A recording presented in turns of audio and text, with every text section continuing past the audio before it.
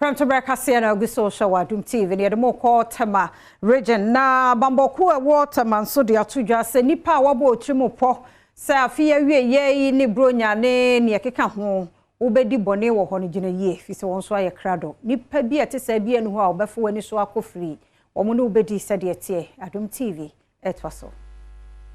se omanfo bi ede enema katakata wanim ede ajeje omanfo ani wo bronya bremu no eta akosopa wo man Ghana mu ankasa adwumadi a watone di masquerading eye bra wonu mu ede enema katakata wanim no etimi sresre entoboa efiri omanfo ho ede koboa wonu mu asabe boni bi nanso eneyi ebinum ede di bone Senti Labour Masquerade Society Echwese afidie obayire bambo musabayi a obibia entimi emfani bone wonjumedi etoso aduonu no mu wode hyehye so ena community 1 district commander chief superintendent Michael Watson ekasa ye editu dwase obibia bronya brei obedi bone a wonsabe so ni mu no emra no ene ne bedi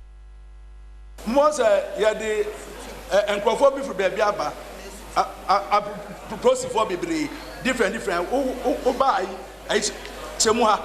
anopa bonse ni bi gina ho ewie bi gina ho wo call Starbite wo call town we baby a we say we omo bebre it is a moda mona nemmom mamon fa bronya ho eni samoni obaya ho se wo akwase emas che na de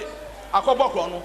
se ni abanse obokro no na ye tuwa se we abofro we are penio yamfa ho tel enwachi ena asumkan mo wo adukroma kuapem odi asempa abena ayebia okani ya wodi kan edito amanyofo ene esom mpanimfo awodo anim se wo moa na empuntu entimi ema wonkro no emu.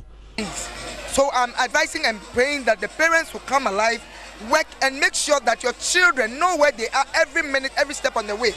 so that this sakawa drugs, alcoholism will go down and it will stop.